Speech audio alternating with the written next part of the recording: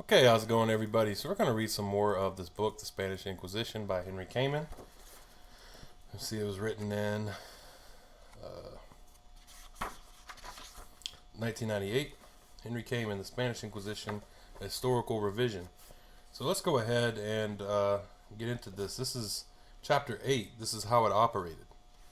Let's go ahead and get into this. It starts out with, all the chapters start out with the quote. It says, "We have gone into lands where no inquisitor has ever been." End quote. That is the Inquisitors of Catalonia in 1578. So let's go ahead and get into it.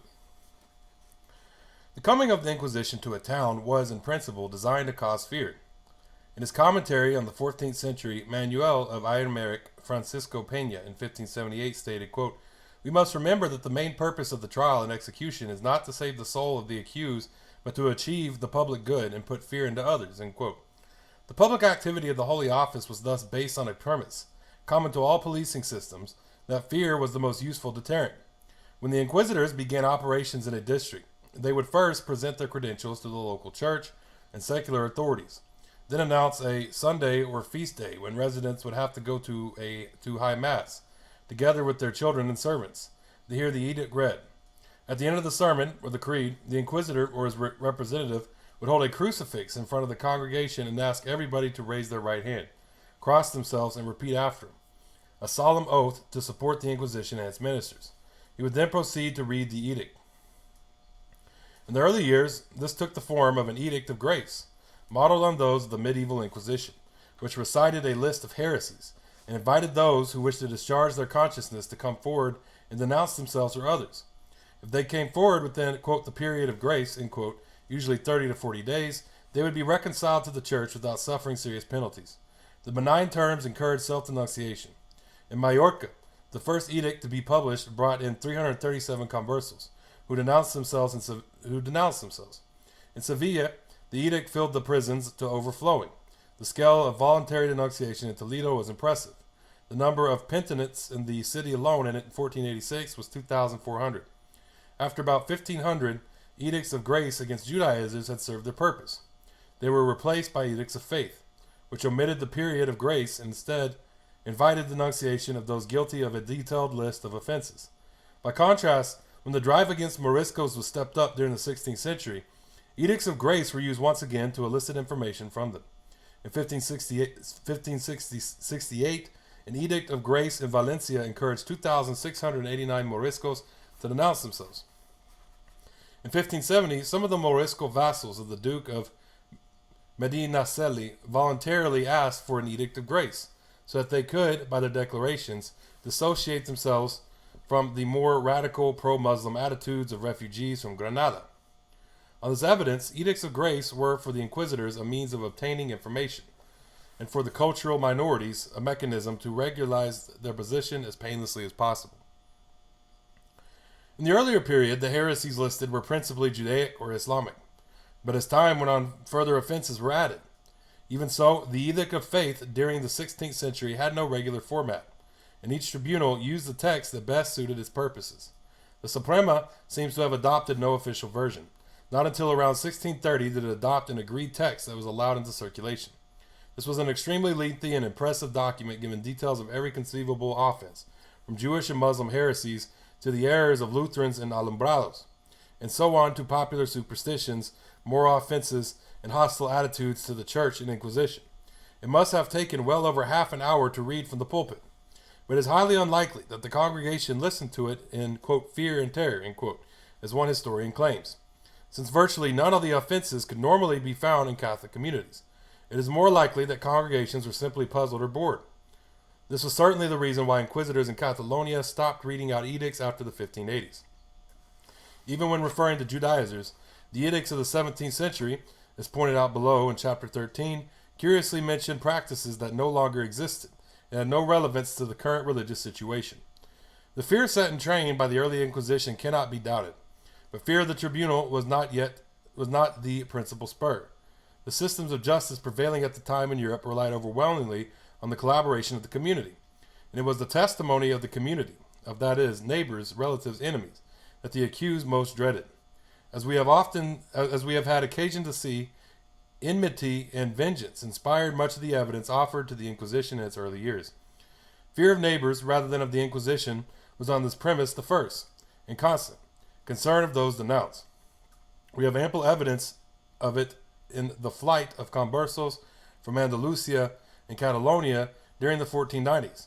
An example is Manuel Rodriguez, a converso from Andalusia who was described by neighbors in Soria, where he found himself in 1490, as being pale and dead with fright. Fear of denunciation was not peculiar to the inquisitorial regime. It was a regular feature of the judicial system, both in Spain and in other countries. The prosecutors in all state tribunals relied heavily on informers, many of whom could claim the right to a proportion of the accused property. It was a practice that on occasion aroused protests in the Cortes. Juan de Mariana, already cited above in Chapter 4, reported the consternation among Spaniards when they found that, quote, they were deprived of the liberty to hear and talk freely, since in all the cities, towns, and villages there were persons to give information of what went on. This was considered by some the most wretched slavery and equal to death, end quote. The use of informers, common enough at the time, was nowhere resorted to so callously as in the period of anti-Jewish hysteria at the end of the 15th century, when within the community person was set against person on the accidental basis of blood origin. But denunciation, suspicion, and hostility came, of course, from within the community itself. Sermons and public exhortations encouraged a moral obligation to denounce both oneself and others. We have seen that in 1485, the rabbis of Toledo were asked to tell Jews to report Judaizers. The Jewish and conversal communities were split apart by such pressures. A particularly striking example of how rock-solid resistance to persecution could suddenly crumble, leading to betrayal and terror, is supplied in the Great Ceuta tragedy in Majorca in 1678. Even where anti-Semitism was not the driving force, the atmosphere of denunciation and recrimination would have been, quote, equal to death, end quote, for those caught up in it. Petty denunciations were the rule rather than the exception. The Inquisition became a useful weapon for paying off old scores. Quote, in Castile, 1,500 people have been burnt through false witness, end quote, a villager asserted in the 1480s.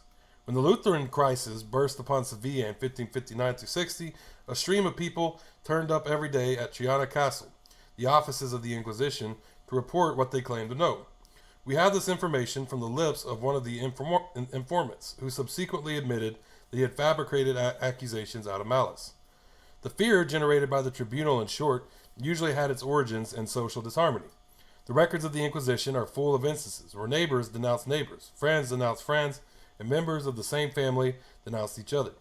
In the Judaizing cases at Granada in 1590s, the inquisitors had reason to be grateful to Maria Alvarez, quote, who was the one who first revealed all that has been discovered about her mother and sisters and relatives, end quote. Many of these cases would have arisen through her sheer malice or hatred. Vengeful witnesses had everything on their side. Their hearsay evidence was usually unverifiable. Their identity was always kept secret, and the costs of prosecution were borne not by them, but by the tribunal. There were other cases, perhaps more significant and terrible, where fear of denunciation alone became the spur to confession and counter-denunciation. The, quote, term of grace, end quote, in the 1480s had an important clause which set the seal on all this. To denounce oneself as a heretic was not enough to be able to benefit from the terms of the edict. It was also necessary to denounce all those accomplices who shared the error or had led one into it. It was surely not entirely exaggeration for a converso writer of Toledo to claim in 1538 that, quote, preachers do not dare to preach, and those who preach do not dare to touch on contentious matters. For their lives and honor are in the mouths of two ignoramuses, and nobody in this life is without his policeman. Bit by bit, many rich people leave the country for foreign realms. In order not to live all their lives in fear and trembling every time an officer of the Inquisition enters their house, for continual fear is a worse death than a sudden demise, end quote. The travails of those converso origin were evidently shared also by the Moriscos. The hatred of these for the Inquisition always included the element of fear. Quote, out of fear, end quote, an Inquisitor of Granada reported in 1568, some Moriscos who had previously refused to do so, quote, very quickly learned the Castilian language. Out of fear, some women began to dress like Castilians, end quote. There was, however, another face to the situation. In many Christian communities throughout Spain where internal discord was low and public solidarity high, fear of the Inquisition was virtually absent. Catalonia was an outstanding example of a community that held the Inquisition in contempt and despised its methods. In 1560, the inquisitors in Barcelona complained that the city authorities never came to autos de fe, and that in Catalonia as a whole, the people, quote, vaunting themselves as good Christians, all claim that the Inquisition is superfluous here and does nothing, nor is there anything for it to do, end quote. Quote, all the people of this land, they reported in 1627, both clergy and laymen, have always shown little sympathy for the Holy Office, end quote. A typical attitude was that of the parish of Taos, Urgel, who asserted in 1632 that, quote, he didn't recognize the Inquisition and didn't give a fig for it, end quote.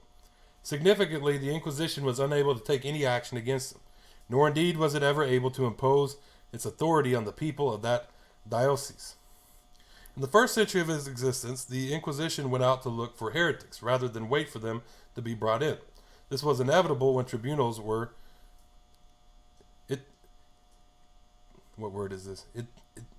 itinerant, but also continued when they were settled. The 1498 instructions had laid down that, quote, the inquisitors go to all the towns that have not taken the oath of the General Inquisition, end quote.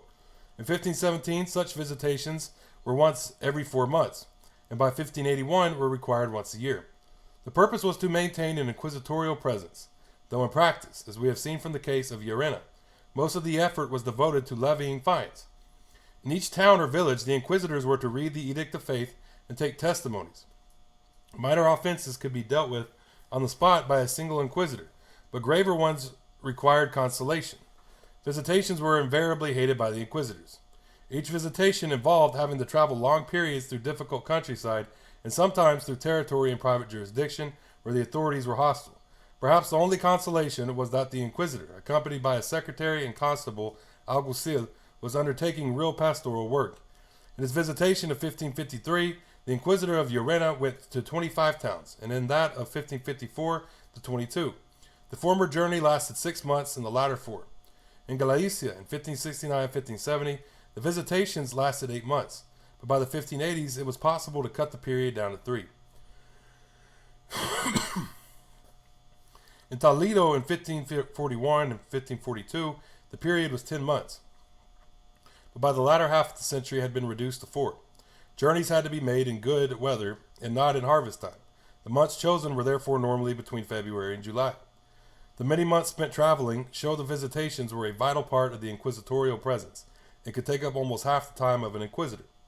Moreover, in visitation, years the majority of those penanced might be out in the villages rather than in the tribunal's place of residence, so that few actual trials would take place. Between 1552 and 1559, the Tribunal of Llerena sentenced an average of 122 persons a year on visitations, and managed to get about 300,000 maravedis, 800 ducats, a year in fines. Against these gains were to be set the disadvantages that the offenses punished were mostly petty, that the money raised was never sufficient even to cover salaries, that conflicts might arise between the inquisitor who stayed behind and the one who went visiting, and that business would pile up during absences. In 1590, the Llerena inquisitors refused pointedly to undertake a visitation, even though directed to do so by the Suprema, because of the urgent cases pending in the tribunal. Not surprisingly, by the early 17th century, visitations were practiced in few of the tribunals, save for special areas such as the realm of Granada, where it was felt that vigilance over the Morisco population was needed. In any case, visitations palpably failed to impose fear of the Inquisition on the Spanish people. The sheer impossibility of one inquisitor being able, with any degree of frequency, to visit the vast areas involved meant that in practice visits were restricted to larger centers of population, which fines might more easily be raised. Add to this the infrequency of visitations after the early 16th century and the fixing of tribunals in the cities, and we get a picture of a rural Spain that was largely out of touch with the Inquisition. Quote, this valley, a correspondent wrote in 1562 from the Vall d'Aran in Catalan Pyrenees, quote, does not know the Holy Inquisition, end quote. The Galician countryside and villages never saw the Holy Office. The gulf between the Inquisition and much of rural Spain was, however, even greater than appears at first sight, faced by the temerarious appearance in their midst of an outsider demanding to know their private sins in public areas. The rural communities responded with their own wall of silence. Was the Inquisitor of Barcelona in 1581, Dr. Caldas, simply being naive when reporting after his visitation that he was surprised at how few denunciations there were? It had been 10 years since the last visitation to the Archdiocese of Tarragona. Yet after 4 months visiting 23 towns, including very large ones such as Igualada, Severa, Tarragona, and Villafranca, Dr. Caldas obtained no more than 53 denunciations. The very nature of the denunciations in these and other Catalan towns leads irresistibly to the conclusion that though villagers sometimes use the Inquisition to play off scores against each other, more commonly the rural communities solidly rejected the interference of the Inquisition. 5 denunciations to Dr. Caldas were against familiares. One involved alleged bestiality, quote, 12 years ago, end quote. One was against the man for saying, quote, 10 years ago, end quote, that simple fornication was no sin. One involved a woman having said 30 years before, she was now dead, that there was no heaven and hell. In town after town, in this and in other visitations, there is silence. It is possible that Catalans were different from other Spaniards. Year after year in the 1580s, the Barcelona Tribunal kept apologizing to the Suprema for the tiny number of prosecutions. Quote, it is not negligence on our part that there are no more cases, end quote, 1586. Quote, we have made every effort so that it is not negligence that there are no more cases, end quote, 1588. The Inquisitors reported in 1623 that edicts of faith were now seldom read in Catalonia.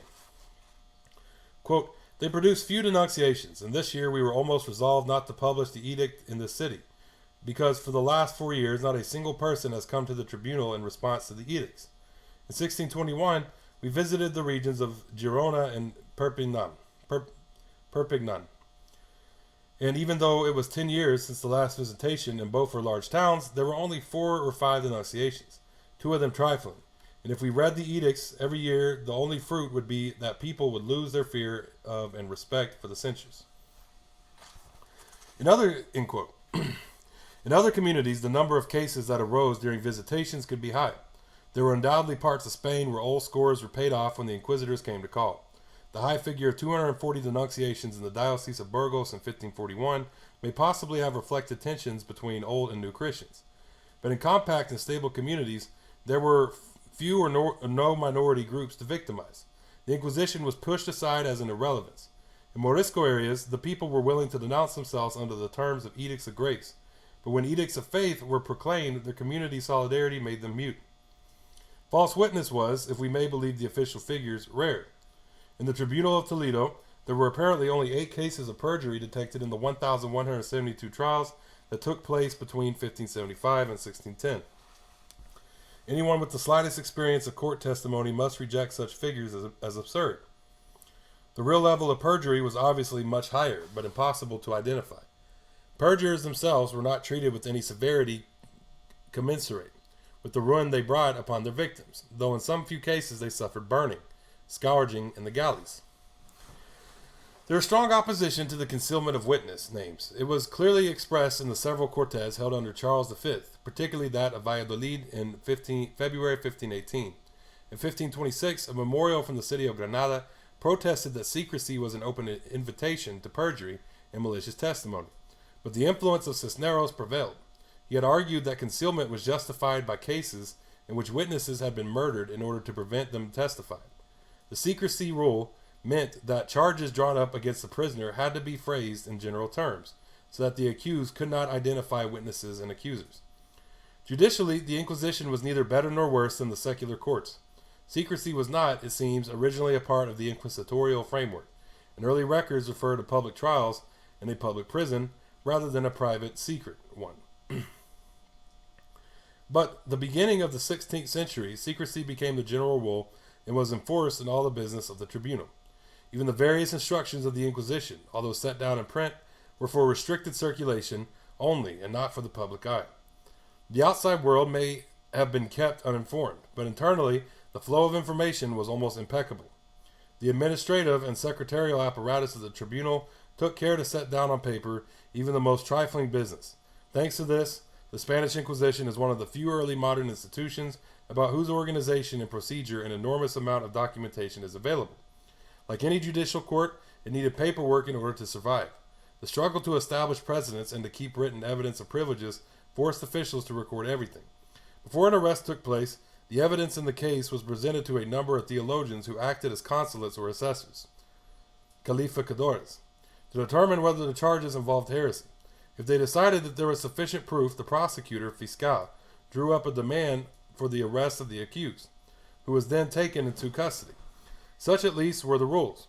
But in numerous cases, arrest preceded the examination, so that all the preliminary safeguards against wrongful arrest were dispensed with. As a result, prisoners in inquisitorial gallows without any charge ever having produced against them. Let's make sure I didn't skip a page. Prisoners sat in inquisitorial gallows without any charge ever having been produced against them. This led the Cortes of Aragon in 1533 to protest against arrest for arbitrary reasons or on trifling charges. The zeal of officials and inquisitors alike often outran discretion. In the Tribunal of Valladolid in 1699, several suspects, including a girl aged 9 and a boy aged 14, had laid in prison for up to 2 years without any qualification, having been made of the evidence against them. It's kind of like the U.S. Arrests accompanied by immediate seizure of the goods held by the accused. An inventory was made of everything in the possession of the man or his family, and all this was held by officials of the Inquisition until the case had been decided. The inventories drawn up in this way are of great historical interest, since they allow us to see, in minute, detail exactly how the household of a 16th or 17th century family was run. Every item in the house, including pots and pans, spoons, rags, and old clothes, was carefully noted down in the presence of a notary. In some cases, these items were valued at the time of the inventory, an important measure because of the frequent need to sell the items to pay for the upkeep of a prisoner or his dependents. If a prisoner's case went unheard or undecided for years on end, the sequestration of his property involved real hardship for his dependents, deprived at one blow of their means of income and even of their own homes. For as long as the accused stayed in prison, the costs of his upkeep were met out of his sequestrated property, which was as a rule sold piece by piece at public auction. Initially, no provision was made for relatives during sequestration, and the government had to intervene to help. In July 1486, Fernand ordered the tribunal in Saragossa to report the needy children of an accused man, Juan Navarro, out of the latter's property while the case was being heard. Others were not so lucky. There were instances of a rich prisoner's children dying of hunger, and of others begging in the streets. These evils were finally remedied in the instructions of 1561, which allowed the support of dependents out of sequestrations. This concession, which until then had been in practice informally, came too late to save 2 generations of conversos from the destruction of their property. Even after 1561, accused persons sometimes found little security for their property against dishonest officials or against arbitrary arrests and lengthy trials. The arrested person was usually spirited away into the prisons of the Inquisition, there to await trial. Normally, each tribunal set aside a section of its building for the, quote, secret prison, end quote. Secret meant private, to distinguish it from public prisons, intended particularly for the confinement of prisoners and not for temporary detainees awaiting trial. The Inquisition was usually fortunate in its choice of residences. In some of the largest cities of Spain, it was allowed the use of fortified castles with ancient and reliable prison cells. The Tribunal of Saragossa resided in the Aljaferia, that of Sevilla in the Triana. In 1627, it moved to a site within the city, and that of Cordoba in the Alcazar. In all these buildings, the gallows were in a fairly good condition.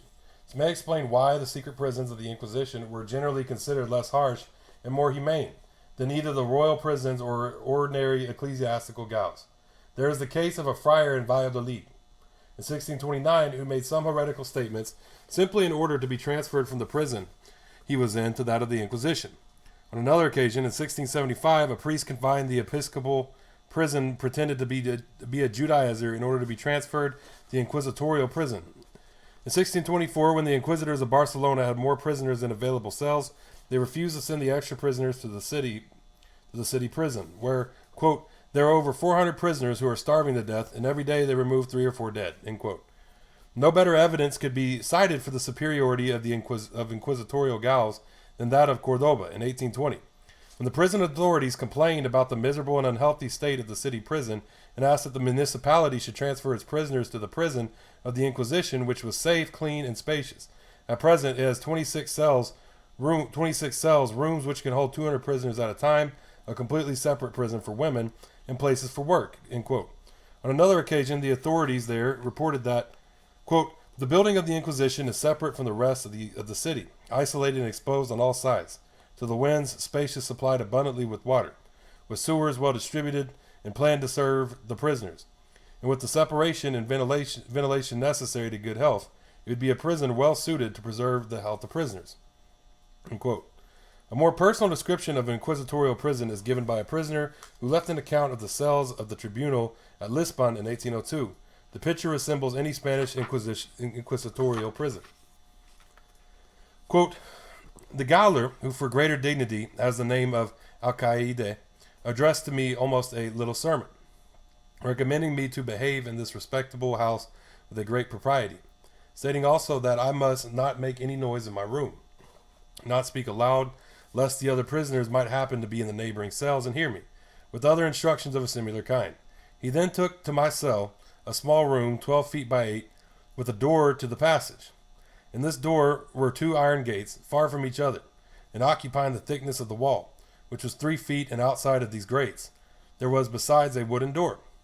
In the upper part of this was an aperture that led into the cell a borrowed light from the passage, which passage received its light from the windows fronting a narrow yard, but having opposite at a very short distance very high walls. In the small room were a kind of wood frame without feet, whereon lay a straw mattress, which was to be my bed, a small water pot, and another utensil for various purposes, which was only emptied every 8 days. When I went to Mass in the prisoner's private chapel, this was the only opportunity I had of taking fresh air during such a period, and they contrived several divisions in the chapel in such a manner that the prisoners could never see each other, or know how many were granted the favor of going to Mass. The cell was arched above, and the floor was brick, the wall being formed of stone and very thick. The place was consequently very cold in winter, and so damp that very frequently the grates were covered with drops of water like dew. My clothes during the winter were in a state of perpetual moisture. Such was my abode for the period of nearly 3 years. End quote.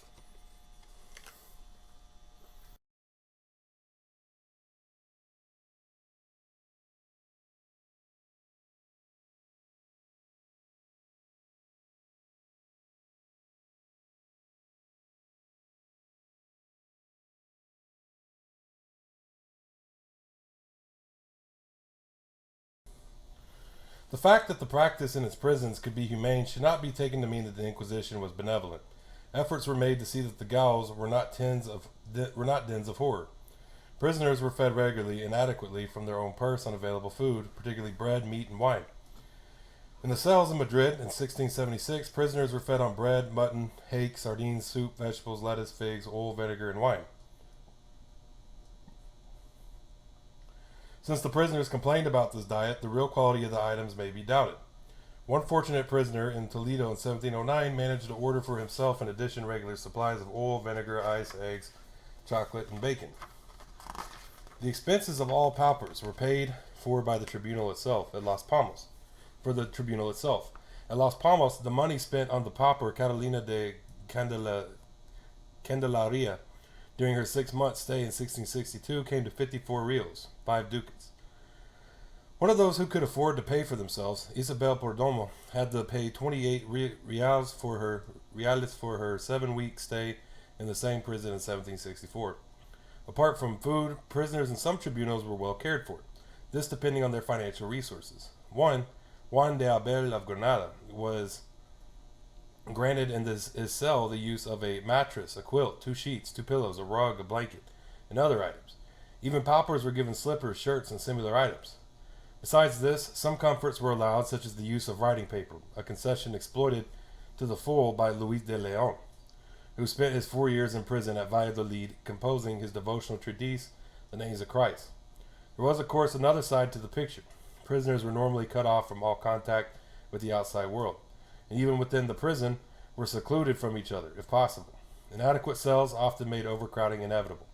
In Granada, in the 1570s, a period coinciding with anti-Morisco repression, there was an average of 4 persons in each cell. On finally leaving the gaol, prisoners were obliged to take an oath not to reveal anything they had seen or experienced in the cells. Small wonder if the secrecy gave rise to the most blood-curdling legends about what went on inside. A rule of the Spanish and the Roman Inquisitions was that detainees were denied all access to Mass and the sacraments. One of the most notable sufferers in this respect was Bartolomé de Carranza, whose trials must have been doubled by this heavy deprivation of spiritual comfort during his reclusion.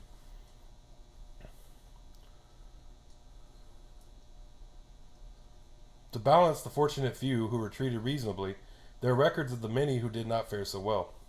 John Hill, an English sailor captured in 1574 and imprisoned by the Las Palmas Tribunal, complained of having to sleep on the floor with fleas, a lack of bread and water, and of being left all but naked. These were standard complaints that could have been made of any other prison, secular or ecclesiastical. Other ordeals would include having to wear chains, not frequent in the Inquisition, and being left interminably in unlit and unheated cells.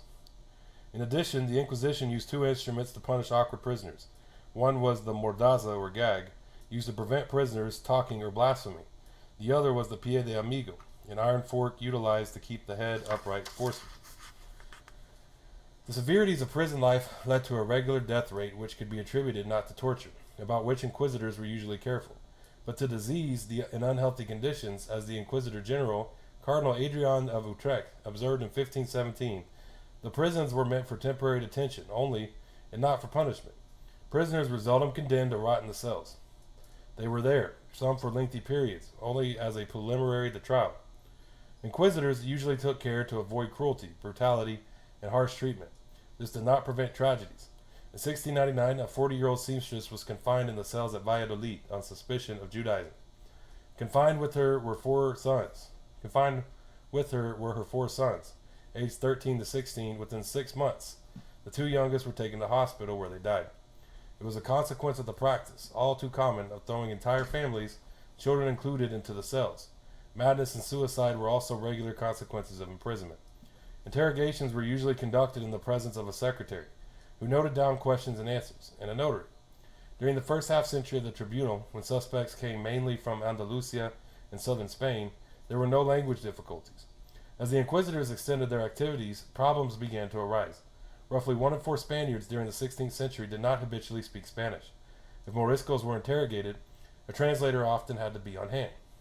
In Catalonia, testimony might be taken in the native language, but then transcribed in the only language understood by inquisitors, Spanish.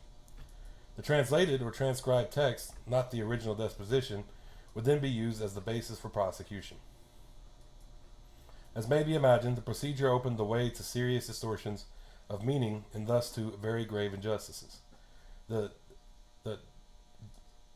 Diputats of Catalonia in 1600 protested vigorously that all depositions made in French and Catalan were treated in this way. The Inquisition blithely ignored such protests. From 1560s, all depositions had to be written in Spanish, even if dictated in another language. The use of torture, inherited from the medieval Inquisition, was not considered as an end in itself. The instructions of 1561 laid down no rules for its use, but urged that its application should be according to the conscience and will of the appointed judges, following law, reason, and good conscience. Inquisitors should take great care that the sentence of torture is justified and follows precedent. At a time when the use of torture was universal in European criminal courts, the Spanish Inquisition followed a policy of circumspection that makes it compare favorably with other institutions. Torture was used normally as a last resort and applied in only a minority of cases.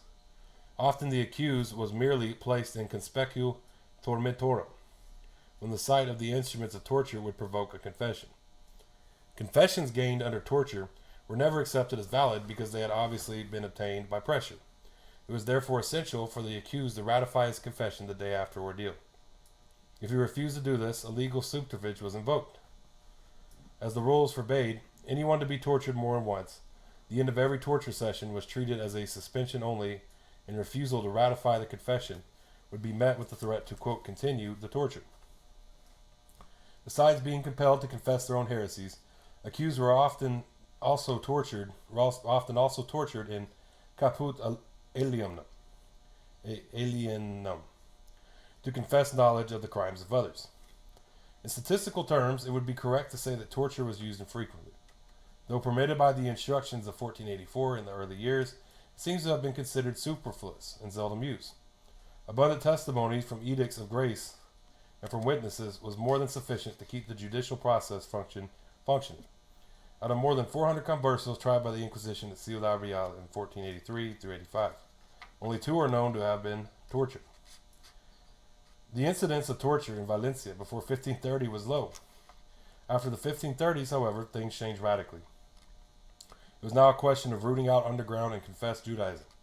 Torture was therefore more frequently applied, though its use was limited only to cases of heresy.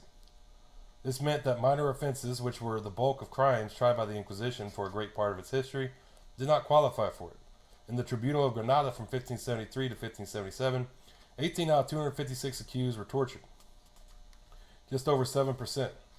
In Sevilla from 1606 to 1612, 21 out of 184 were tortured, just over 11%. By the mid-18th century, torture had virtually fallen of use in the tribunal, and finally in 1816, the Pope forbade it in any of the tribunals subject to the Holy See. The statistical infrequency of torture has encouraged historians to downplay its importance. This ignores its very real impact at select periods on the group that most suffered from it, the alleged Judaizers. It was applied rigorously after the early 16th century in cases of suspected Protestantism and Judaism. The eye estimates that in Toledo,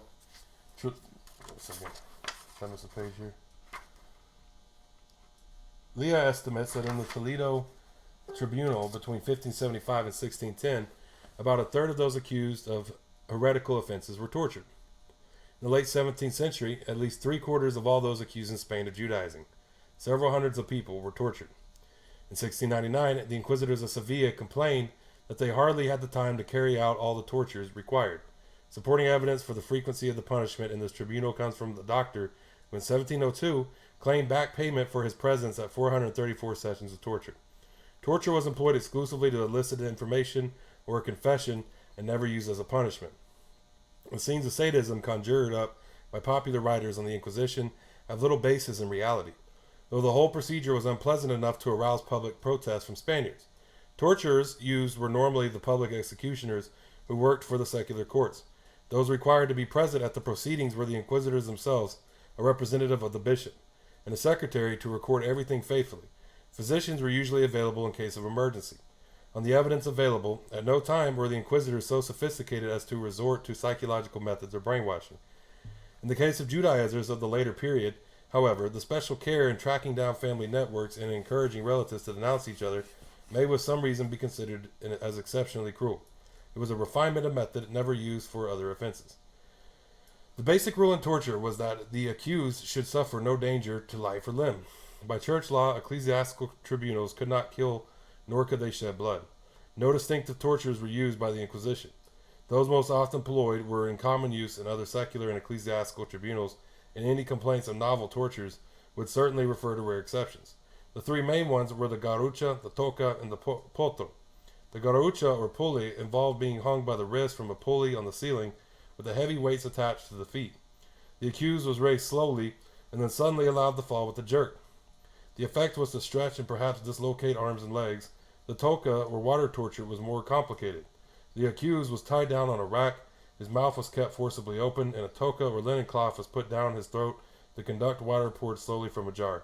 The severity of the torture varied from the number of jars. I'm sorry for hitting the microphone again. From a jar. The severity of the torture varied with the number of jars of water used. The potro, which was the most common after the 16th century, involved being bound tightly on a rack by cords, which were passed around the body and limbs, and were controlled by the executioner, who tightened them by the turns of the cords at the end. With each turn, the cords bit into the body and traveled round the flesh. In all these tortures, it was the rule to strip the accused first. Both men and women were divested of all their clothes and left completely naked except for minimal garments to cover their shame. Those who had to undergo the experience were often left in a sorry state.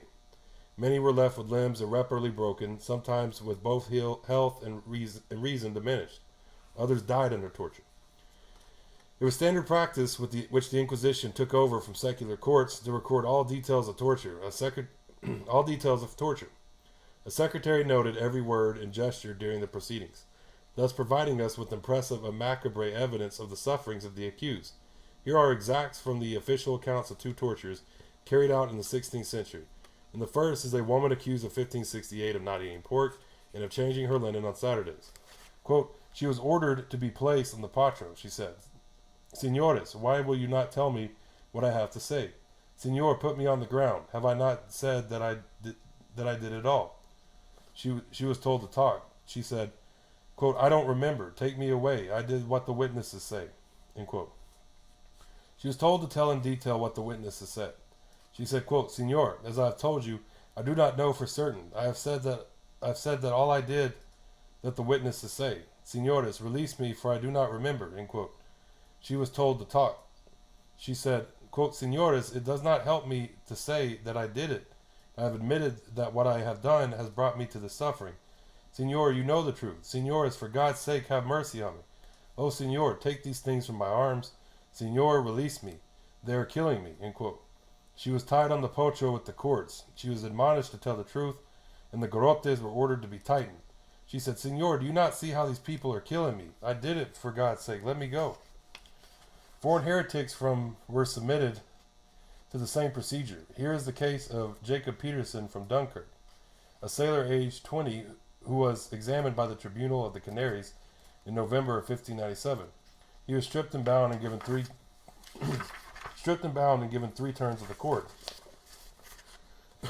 Quote, on being given these, he said first, quote, O God, and then, there's no mercy. After the turns, he was admonished, and he said, quote, I don't know what to say, oh dear God, end quote.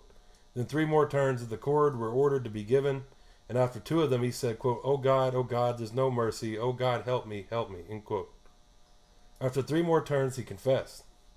While these examples give us some insight into the agony of those who were tortured, it should be remembered that the procedure was often mild enough for very many to overcome it. A comparison with the cruelty and mutilation common in secular tribunals shows the Inquisition in a relatively favorable light. This, in conjunction with the usually good level of prison conditions, makes it clear that the tribunal had little interest in cruelty and often attempted to temper justice with mercy. Interesting. Okay, yeah. That was how it operated. A lot about torture towards the end there. But trial and punishment is next. That was chapter 8 of the Spanish Inquisition. Next is chapter 9. Chapter 8, this is Henry Cayman, the Spanish Inquisition, written in 1998. We'll get into chapter 9, and we've made it halfway through this book. We're over halfway. It's interesting when you read a book. At first, it feels really thick. You're just starting a few pages. You're barely beginning. There's just so much to go. You're just like, oh, it's going to be a big book. You get to the halfway, you feel the book split, and it feels like it's not so big of a book anymore, you know? And then as you continue to read towards the end, it feels like a big book, but it feels like you've read a big book, you know, because it's the other side now, and you're at the end of the book. Halfway through, it doesn't feel like such a big book. At the beginning, it feels like you're just starting a big book, you know.